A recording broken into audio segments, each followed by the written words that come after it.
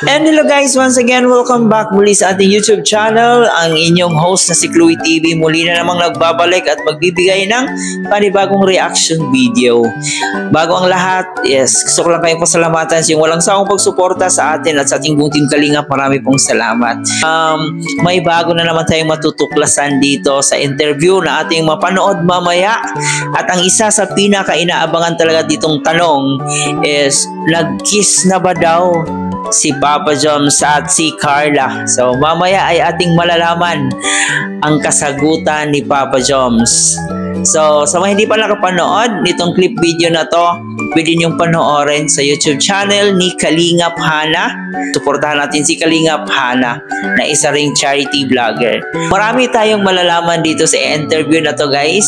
And isa na rin po dito is ano yung mga ginagawa niya, bakit napasagot niya si Carla. Pero bago ang lahat, bago tayo magpatuloy, huwag kalimutan mag-subscribe sa ating channel. Paki-turn on ang notification bell para every time mag-a-upload po tayo, updated po kayo. At higit sa lahat, palagi nating suportahan ang pinakaama ng Kalingap, si Kuya Bal Santos Matubang, Ate Edna Vlog, Kalingap Rab, at syempre si Jack Matubang. Suportahan po natin ating Keyboys, Kalingap Partners, mga charity vloggers sa Pilipinas. So, wag na nating patagalin ito. Tara guys, panoorin mo natin ang video na to at saka bibigyan natin ng reaksyon bawat sagot ni Kalingap Jomar dito. Panoorin mo natin to guys. Since official na din kayo, pwede bang malaman kung kailan talaga naging kayo ni Carla? Ayun guys, no? Isa talaga sa mga gustong malaman ng mga Suli Jomcal fans kung kailan nga ba sila nagiging officially. Kasi nung last sinabi ni Papa Joms, nangyari daw yung pagsagot ni Carla sa kanya is nang doon sila sa Thailand. Kaya naman ang ating mga kababayan, no, marami tayong nakikita na nagre-request talaga na gusto nilang malaman kung kailan nga ba talaga officially na sinagot si Papa Joms. So dito, malalaman kaya natin, alamin natin dito sa sagot ni Papa Joms. Pero hindi. Parang ano, Danjoy. Siyempre, may mga bagay na ano. Oo, okay lang yan. Ano, hindi kailangang i-public. Okay lang yan. Yan guys ha, hindi na muna sinagot ni Papa Joms. Pero siguro darating ang panahon, malalaman talaga natin yan. Huwag lang tayong magmadali.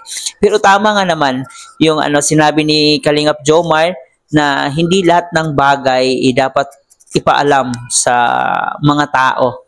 Ngayon, may mga questions ang mga, hindi lang ako, kung may mag-interview man sa inyo at hindi nyo gusto sagutin yun, okay na okay lang yun. Pwede namang ikat o kaya, syempre nirespeto pa rin namin ang inyong decision. So, paano na lang? Paano ka napasagot? Paano mo napasagot si Carla?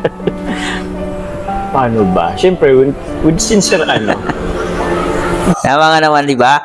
So, paano nga ba napasagot? Usually, pag sa mga lalaki, dapat talaga yung effort yung time, no? So, yun ang pinaka-the best, pinaka-importante na kapag ikaw ay nanliligaw, dapat ibigay mo lahat ng effort mo, ibigay mo lahat ng oras mo, no? So, gano'n naman talaga dapat kasi pag nakikita ng babae na sincere ka sa iyong panliligaw, walang duda na ikaw ay sasagutin din sa tamang panahon. Paano ba? Basta yun. Basta may pagkain. Basta may so, pagkain. Tingin mo, napa-oo mo si Carla dahil sa genuine intention sa kanya, na feel niya? Oo naman. Kasi siyempre, ano bang tawag doon? Siyempre naman, ulit naman sa genuine, when it comes sa genuinity. Basta yun na yun. Siguro. Napansin ko rin to sa dalawa guys, na pagkain is life talaga to. Especially dito ni Papa Joms. Malakas talaga kumain si Papa Joms. Pagkain is life talaga para kay Papa Joms. Nag-kiss na ba kayo? Ay! Secret! Secret na naman.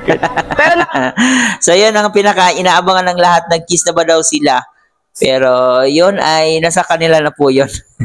So dapat talaga sa kanilang relasyon ngayon, pag-isipan nila ng 100 times yung mga gagawin nila. Nakabanding mo na yung family ni Carla? Hindi pa, sa mga ano lang din. Mga event lang. Tapos pag napunta doon, ito lang din din. Pasensya na Pero guys. yung mga tipong out of town or mga Ay, oo. hindi pa naman po. Pero okay na okay po kami nila. Maingay ang ating background kasi nasa ano po kami, labas na kami ng bahay ni Joy at nasa kalsada lang. Opo. So, Andito po yung mga ano, Oo, nagkakamustahan. nandun po sila. So, pagkakaiba nung kayo na at nung love team pa lang kayo? Ay, ano bang pagkakaiba? Label Siyempre, lang. yung closeness nyo, yung Usis andun naman, oo. Mas naging makulit lang siguro. Mas naging makulit.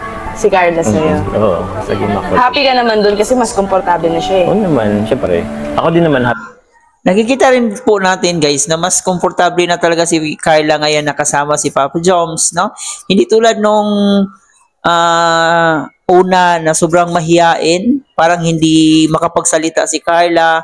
Pero ngayon, kitang-kita naman natin na napaka-komportable at parang ano na siya, nasanay na siya ni Papa Joms na medyo may pagkakalog, may pagka-joker.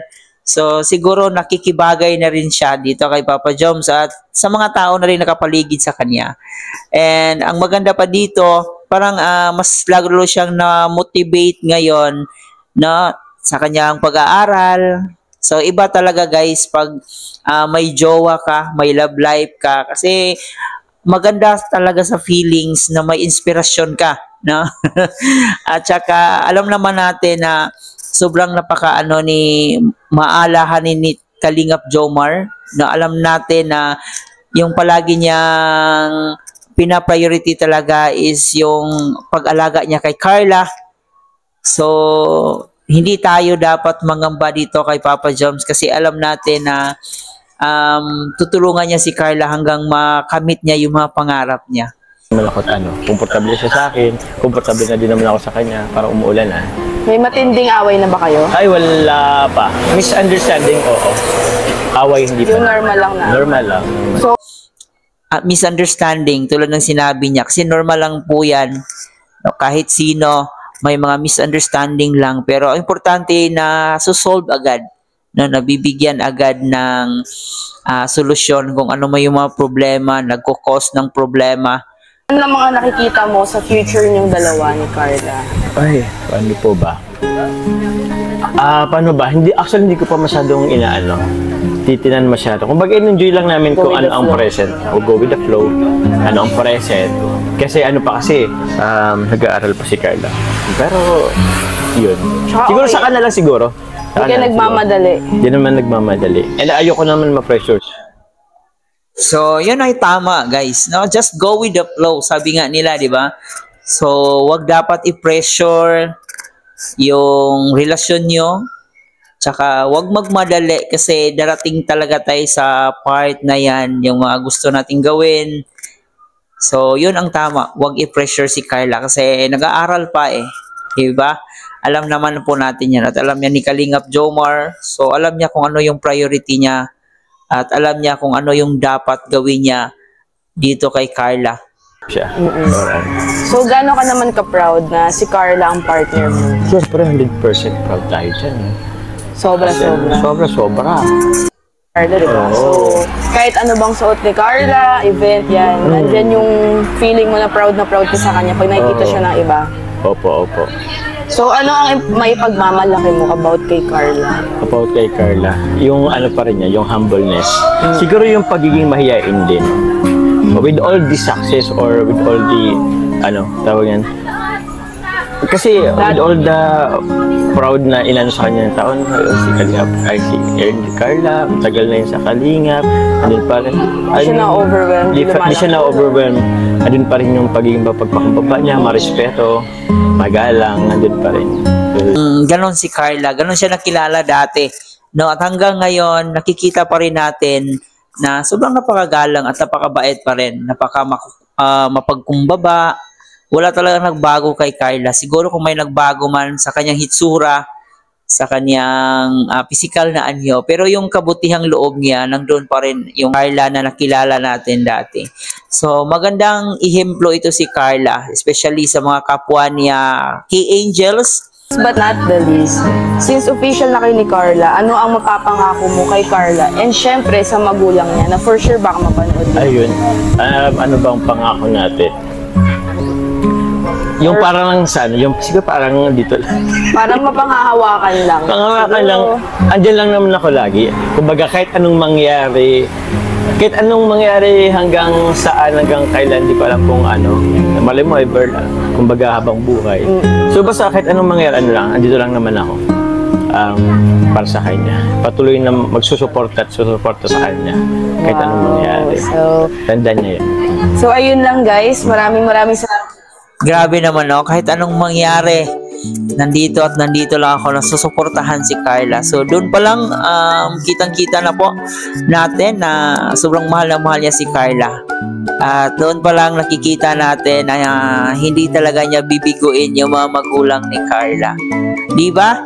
Yun lang guys ang nagiging interview ni Kalingap Hana dito kay Papa Joms. Maraming mga maraming mga bagong tanong na nalaman natin dito kay Papa Joms. And sa magulang naman ni Carla, siguro walang ibang hiling kundi mapabuti lang yung kanyang anak, no? Makikita niyang masaya yung anak niya. Makikita niya na may katuwang yung anak niya. Isa na yun sa pinaka the best na achievements para sa kanilang anak, no, na si Carla. So walang magulang na maghahangad ng ikakapahamak sa kanilang anak. So yan lang muna guys ang ating reaction video. So mga hindi pa po nakapanood nito, pwede nyo panoorin sa YouTube channel ni Kalingap Hana. Panoorin nyo po guys kasi malamit talaga kayong malalaman dito. At yun ang pinaka inaabangan talaga natin kung nagkikiss na ba sila. Hindi ito sinagot ni Papa Joms pero may smile eh.